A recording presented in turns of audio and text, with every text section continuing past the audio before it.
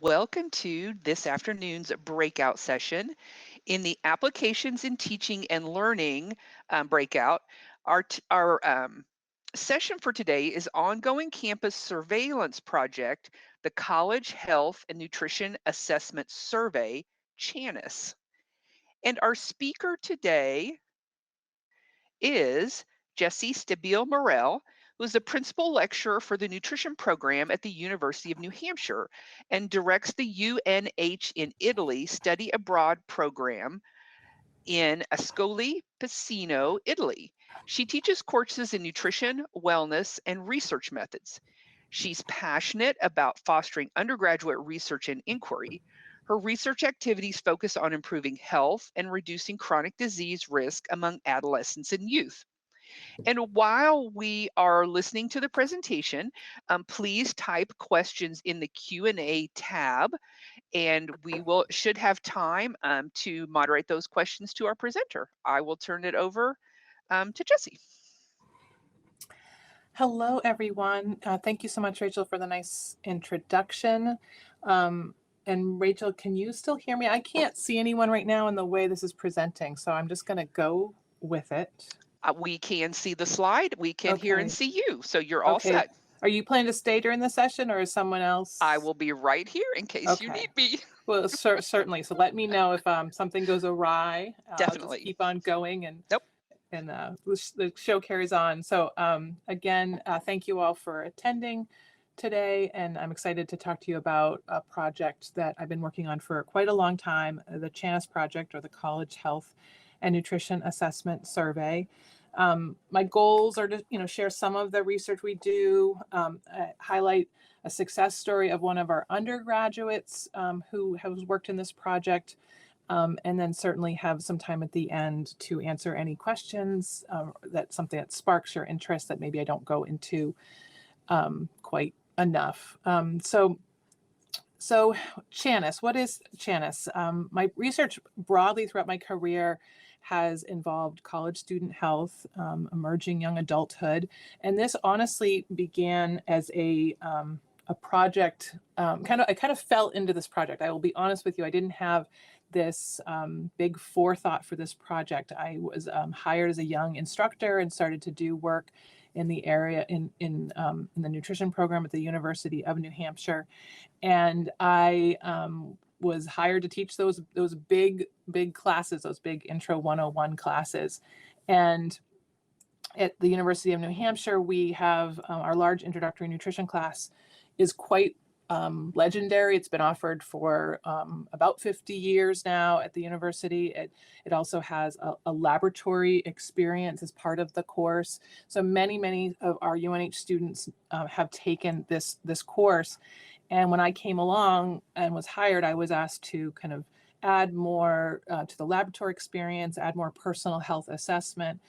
And in doing that, my research project and my research questions kind of started to pop up as I started to kind of look at the data that was out there on young adults.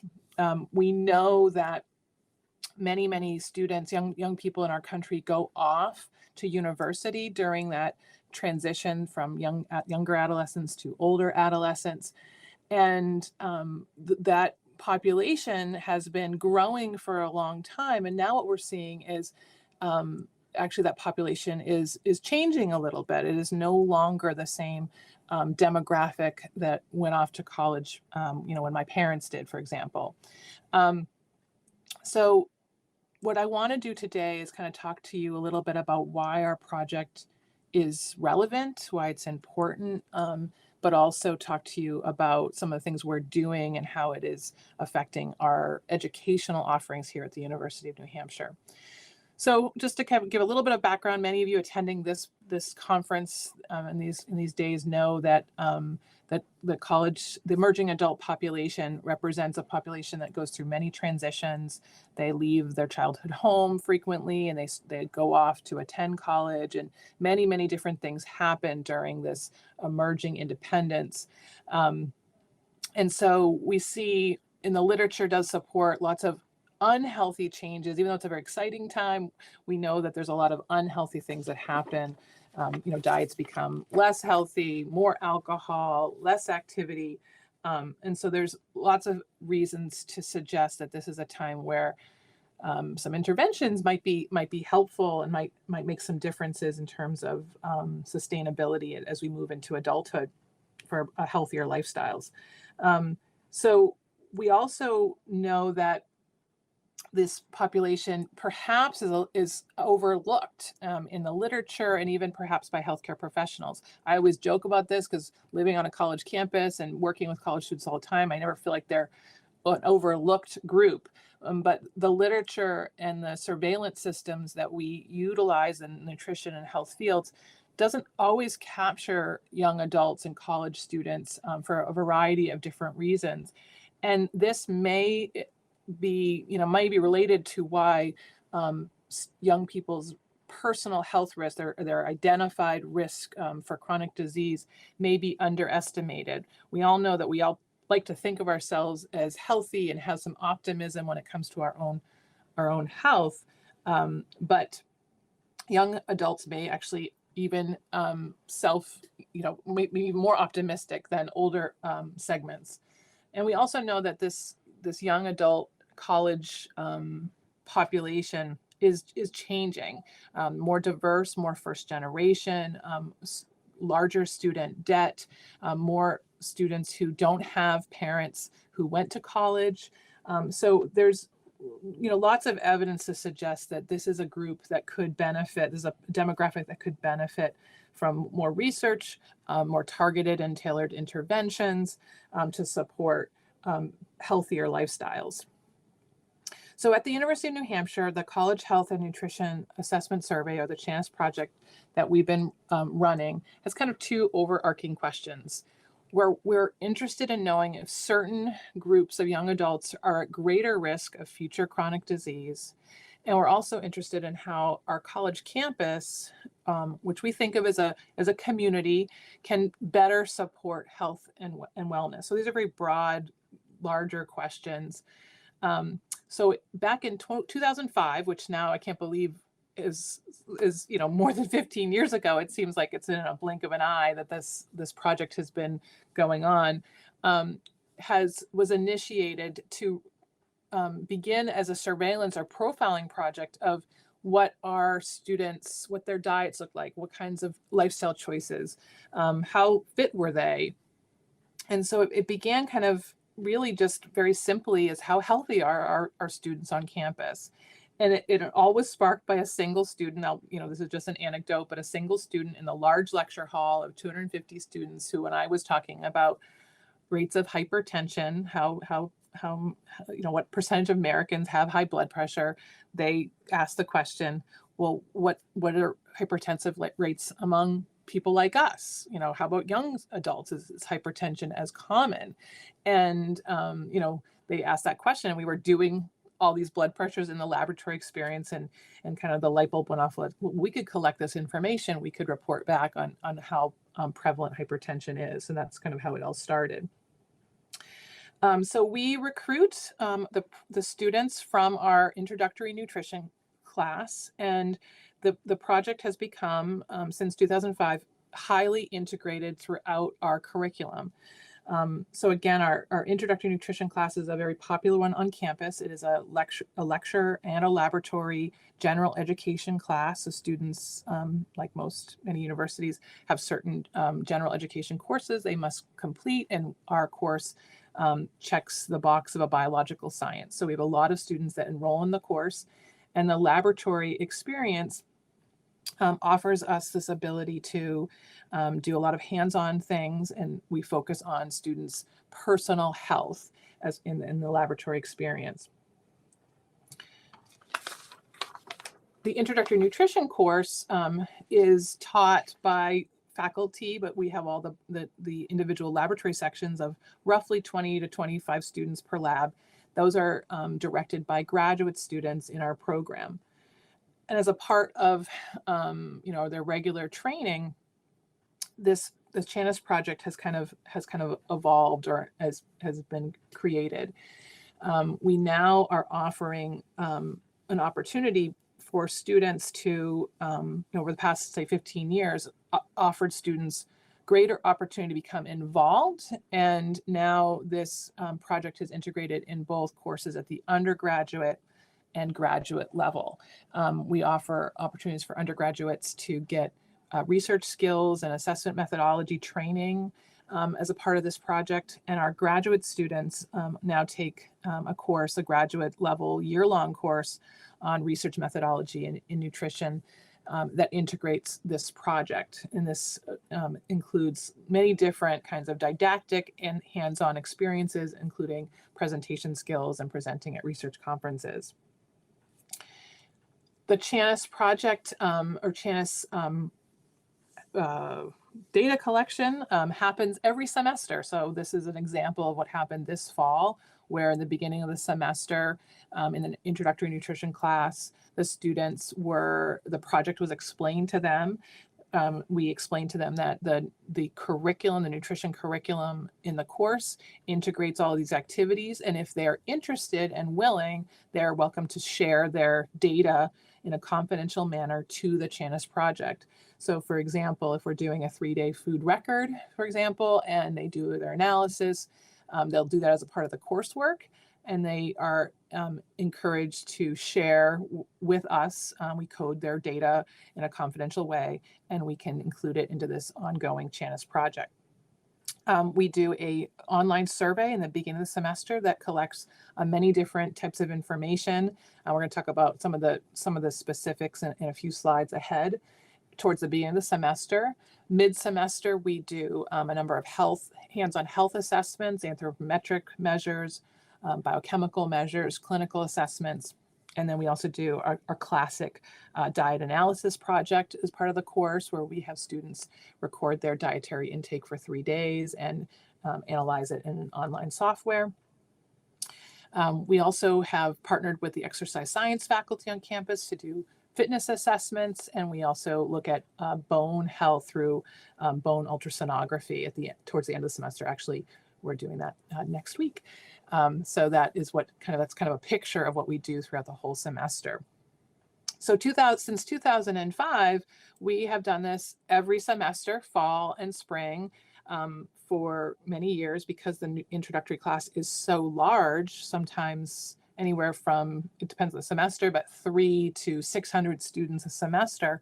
We now have a data set that is over 11,000 students. The University of New Hampshire is a population that sways towards the female side, and it is also a state where our demographics are we have a high Caucasian population. A lot of times people ask me, well, is this a project that is just nutrition or allied health students? And in fact, because this course is offered to all students and is quite popular on campus, the majority of our young adult participants are majors outside of allied health. But it is a very popular class for first year students and sophomore students. So the population tends to be about 19 years of age, and most of the students are living in college dorms on campus, in most cases without kitchens.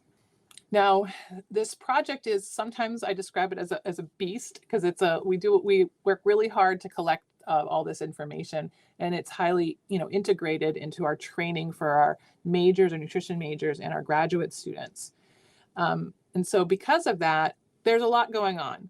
In the beginning of the semester, we have the students complete an online survey. This has evolved over 15 years. In the old days, we did it by pen and paper, and now with better technologies and more accessibility to things like Qualtrics or other things, we do this through an online survey. We embed a number of validated surveys within this survey, such as the perceived stress scale and the International Physical Activity Questionnaire. What else do we do? Eating competence. But this online survey is completed by students in the beginning of the semester and gives us a variety of self-reported lifestyle behaviors and other perceptions related to their health behaviors. So sleep, screen time, social support, quality of life, and self-reported dietary behaviors. about mid-semester, right about mid-semester, or maybe a week before, we do a health risk screening. And this is a big endeavor where we have a week-long early morning appointments where we have our introductory nutrition students report to the building in a fasted state. And they come for an hour-long appointment where we collect a variety of assessments, including height and weight, waist circumference, body composition through bioelectrical impedance. The students have to arrive, again, in the fasted state. We ask them to change into shorts and t-shirts. We do finger sticks to look at their blood lipid panel and fasting blood glucose. We do their blood pressure with an automated cuff. We also have added skin carotenoid measurements to get an idea of their circulating carotenoid levels, and indirect calorimetry in a resting state. Right after mid-semester, we ask the students to record their 3-day food records. So we give them instructions on how to, as accurately as possible, record their regular food and drink over 3 non-consecutive days, one day being a weekend day. We do a couple of labs where we try to educate them on portions. So what does a cup of cereal look like? And how much is 8 ounces of water? And we have them kind of play around with measuring things and sort of self-perception or self-correction of their own what they serve themselves in the dining hall. They come back, and then we instruct them on how to enter their food diaries into an online software. Our graduate students are trained to check these inputs and kind of evaluate for any major flaws or major errors, and then they produce a 3-day average dietary intake record. At roughly about the same time, maybe a week later, we also do a fitness assessment. The fitness assessment, again, we partner with our exercise science colleagues to figure out a way to do a few field tests of overall fitness. And this idea was generated from student feedback wanting to have more information related to their fitness levels. We do a 1-mile walk, which gives us a field test of cardiorespiratory fitness. We do upper body muscular strength through a push-up test, lower body flexibility through sit and reach. We also distribute pedometers and have the students record their daily activity through 7-day activity logs.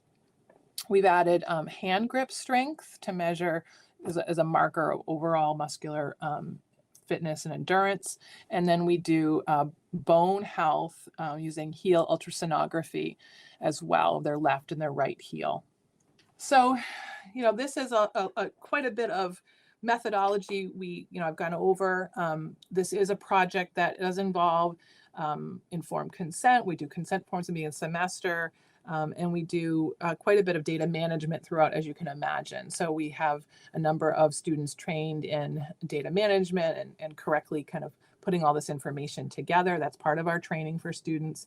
But what I wanted to do was kind of feature some of the important outputs from this project. And when I talk about outputs, probably a lot of people think about, manuscripts and publications, and those are certainly things that we have done as part of this project over the years.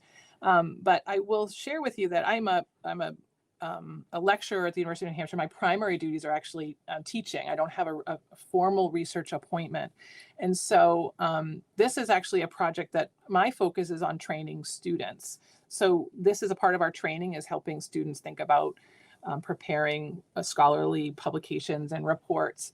But a lot of the, I think a lot of the benefit, and simply a lot of the joy from this project has been seeing our students trained and seeing the excitement and enthusiasm we have with training the next generation of nutrition professionals, educators, researchers. So I wanted to highlight a couple of sort of highlights from the past few years to kind of give you an idea of this project. One success story that I've told many times, I'm very proud of being a part of this success story, is one of my undergraduates who's graduated a few years back, Alana Davidson. This was a student who came to get involved with this project and signed up to take one of the undergraduate research methods class where the students get involved and get training and learning about this project. And she'd signed up as an eager student her freshman year. And then she came to me a semester later and pitched her own thoughts, own ideas about how she wanted to take the project and do her own spin-off project, senior thesis project. And she was very interested in food insecurity. And now that's something that I think a lot of us in the nutrition realm and those of us working in college campuses are more familiar with. But this was, more than this was about 7 or 8 years ago. And I have to say, I wasn't as knowledgeable about the problems with food insecurity on campuses at that point. But Alana was, and she pitched to me, can we add a food insecurity items to the survey that you're doing? And so she, did a literature search, convinced me that we should add some items. We added the USDA 6-item food insecurity inventory, and added this and started to survey the students in our introductory nutrition class. We then took the survey and put it out, try to get a more, capture more students. So we did a campus-wide survey. And then she started to work on disseminating her findings. And she, like many students, got her materials together and put her materials in a poster, and she was presenting at our undergraduate research conference. And then we were able to get some funds to send her to I think it was experimental biology at that point, and share her findings. But she was also eager to get this information out there to other people. She really wanted to make an impact. So we started working on putting her work together in the formal traditional ways, and she was able to put her findings in a publication. And this was an undergrad. We were excited that she was showing this data in a formal way. But we are also the University of New Hampshire, obviously located in New Hampshire, is very fortunate to be a state that gets a lot of attention every 4 years, because we have the first in the nation primary, at least we do now. And we were seeing at this time a lot of candidates for that election back in 2016, I believe, coming onto campus. Hillary Clinton was one of them, and pretty much every major candidate stops at the university to talk during the primary. And Alana was very interested in politics. And so every time a new candidate would come on to campus, she was involved in moving candidates around the campus. She'd be a greeter and walk them to places. And at that time, the governor, Maggie Hassan, who's now the senator, was on campus, and she was moving Governor Hassan from one event to another, I think in timing with Senator Clinton's visit. And she would pitch, she would talk about her project. She would talk to whoever she could about the research she was doing on campus. She would say, my name is Alana, I'm a nutrition major, and I'm really passionate about food insecurity. And she would talk about her findings. And this was very, very, very smart. And she did this to a point where Maggie Hassan's office, the governor's office at the time, called up the University of New Hampshire and asked more questions, basically wanted to know what the University of New Hampshire was doing as a result of this undergraduates project. And that was such an exciting moment, because at that point, her findings were not getting maybe as much attention as we thought they could. And as a result of this, the university started to get more excited about the data and started to think about what they could do with the data. And I'm really, proud that her work ended up creating a ripple on our campus.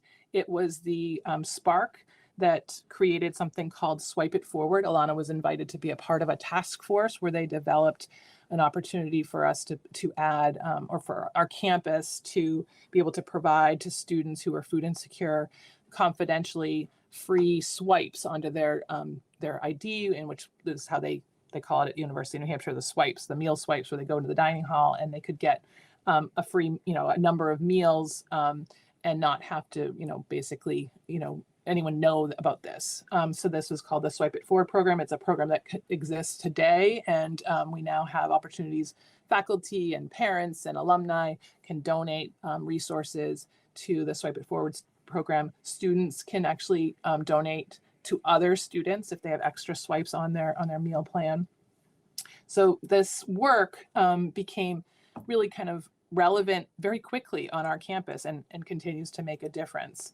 We actually have seen her work ripple forward even in the last couple of years, where now we have just launched this year a cat's cupboard. We'd had a couple different food pantries on campus, but they added a new one right in the heart of campus into the memorial, the Student Union building. And it is also helped to spark an opportunity for our own department to partner with a nonprofit in the seacoast of New Hampshire area called Gather, where we take extra food from the dining halls and repurpose it in a kitchen. We had a kind of an underutilized kitchen space in a building, and repurpose the extra food from the dining halls on campus and into meals that are now distributed to different food pantries and different other other nonprofit organizations in this general area. So this is, in my mind, one of the success stories of our CHANAS project is how this data we are collecting can inform and make a difference to make our community and our campus a healthier and more inclusive place for people to learn and to work. Other kind of areas that our project has had an impact is our graduate education. So like a lot of nutrition programs and a lot of graduate programs across the country, with the changes in the requirements for registered dietitians to have a master's level degree by 2024. A few years ago, probably 5 years ago now, we started to talk about ways that our graduate education was going to have to adapt to take our dietetic internship and how we were going to adapt to these new requirements by the academy. And so in doing that, we had a lot of discussions and a lot of curricular, how are we going to do this? What are we going to do for our students? And so we decided to take this CHANAS project and embed it even more formally in our graduate offerings. So this applied research experience had traditionally been a part of things like honors thesis, senior project, and in some cases, the traditional thesis trained students would tap into what we were doing. But now we decided to formally integrate it into the master's program with dietetic internship. So now we have developed a year-long course, which is taken by anywhere from 15 to 20 students per year. And we marry the didactic research methodology and research experience that we're trying to help these students understand nutrition research, but also allow them to get a real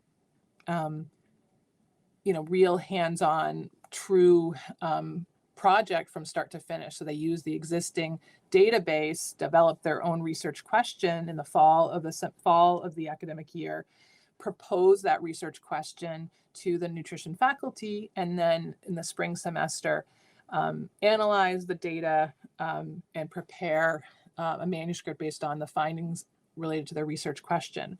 So by the end of the year, they will produce a manuscript and then actually present a poster at either at the on-campus graduate research conference and sometimes national conferences, including ASN or SNEB.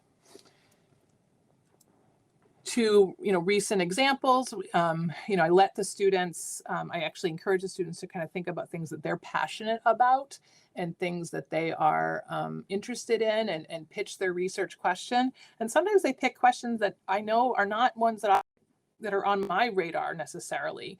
And they do the work, they do the literature search, they present their question to the faculty and, dodge kind of integrate the suggestions from the faculty.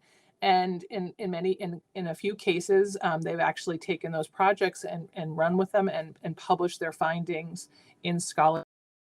And I think are helping to elevate our understanding of young adult college students and some of the different challenges and the different things that their lifestyle behaviors and how that impacts their overall health and lifestyle choices.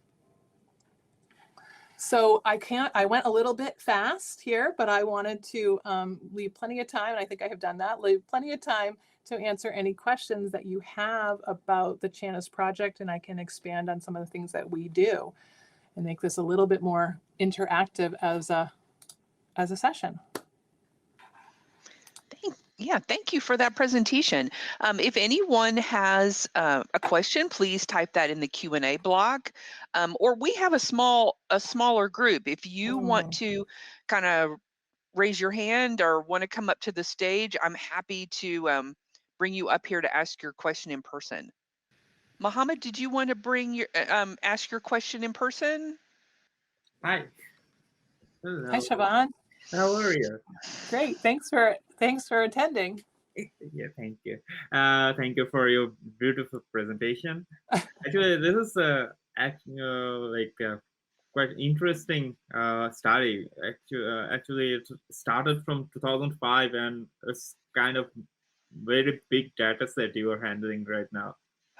I was wondering about you are recruiting students from a class. Yeah, and how I was wondering about the response rate. How much response you get typically? That's a great question, Siobhan.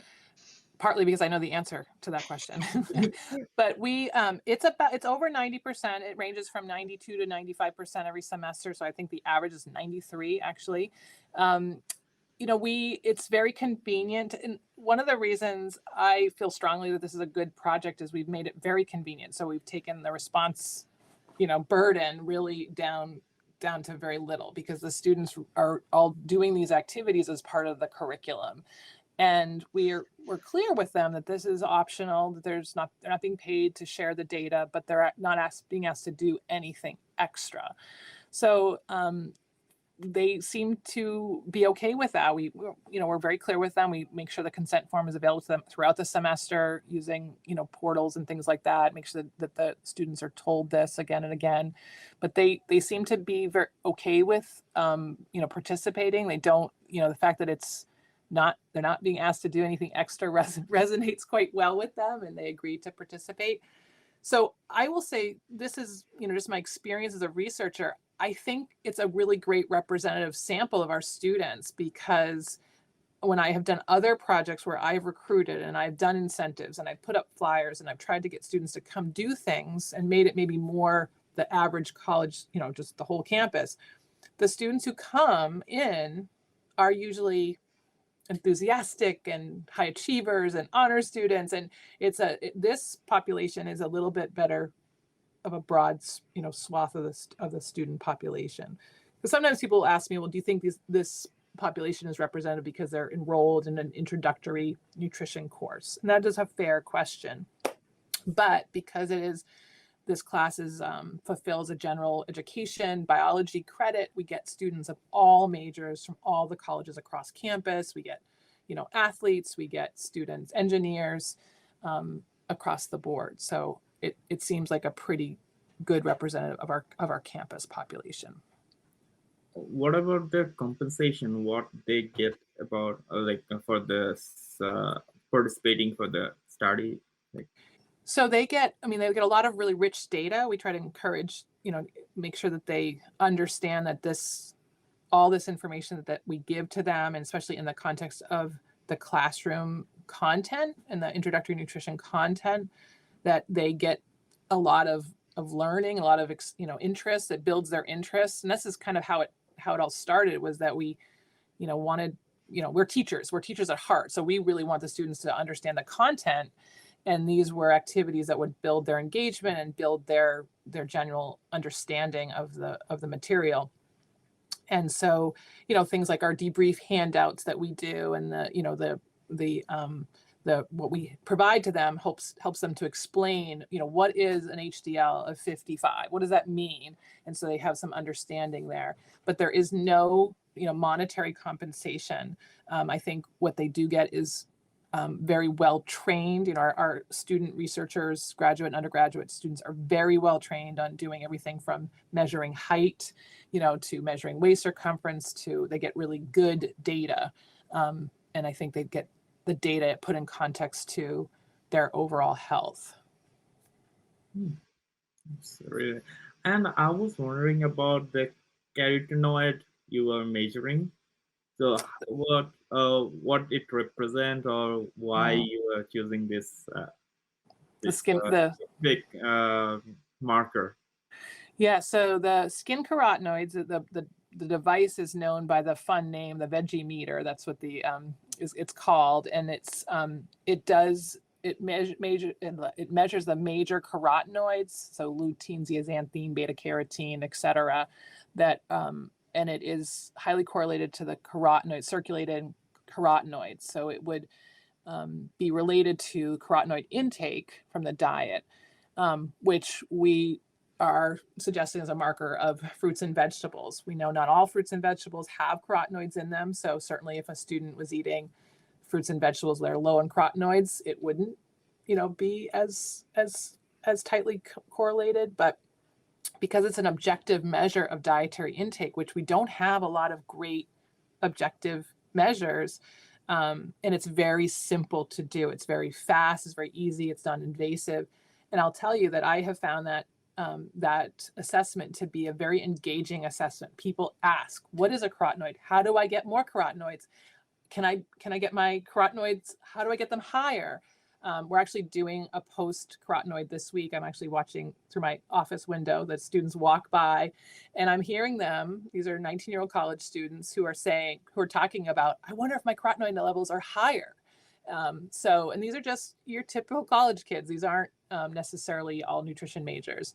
So I really do like that device. It's on the expensive side. So it's something that isn't necessarily, not every dietitian is going to be able to put one in their private practice, or not every college campus is going to be able to afford one. But I think it has a place in our assessments because of its ease and non-invasive nature.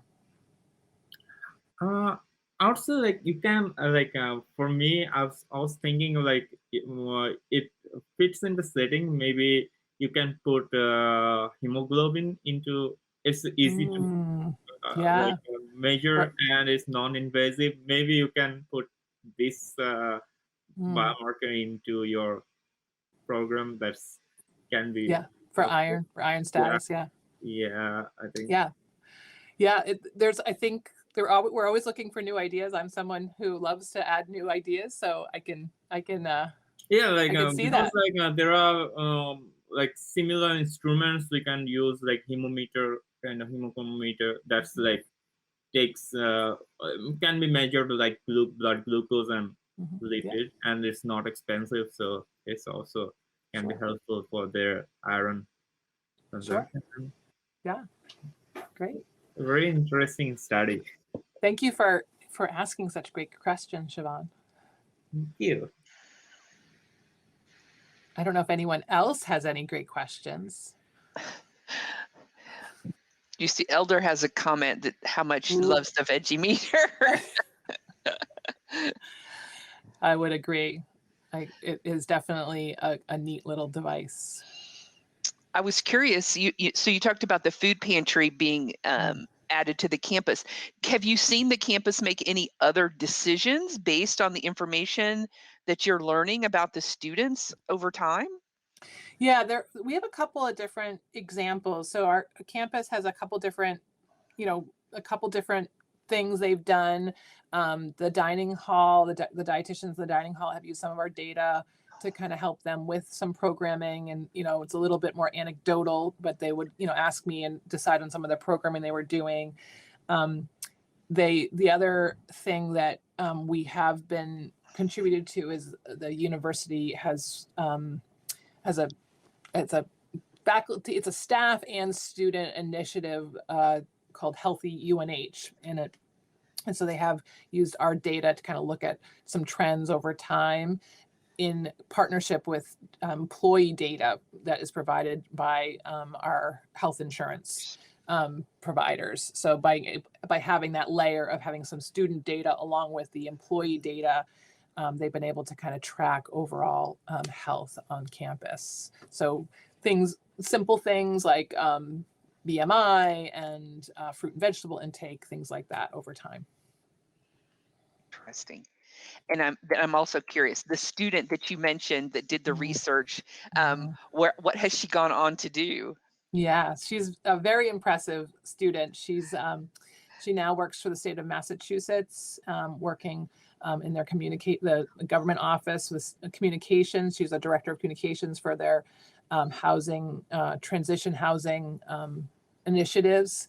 And certainly during the pandemic, she was sort of thrust into a lot of important roles to help build access to a SNAP Ed and other food. She did a lot of very, very important work during the pandemic to help get more families, meals and resources that they needed.